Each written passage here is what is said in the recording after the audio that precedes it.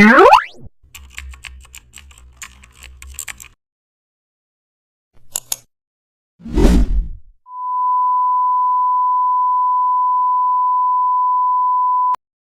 back to the channel, and don't forget to like, share and subscribe for more updates.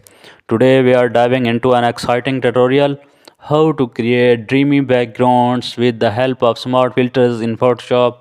Open your image in Photoshop, then convert background layer into a smart object and also apply filter and increase blur amount on background.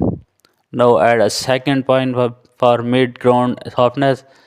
Apply a smart filter, mask blur from main subject areas and add glow using Gaussian blur.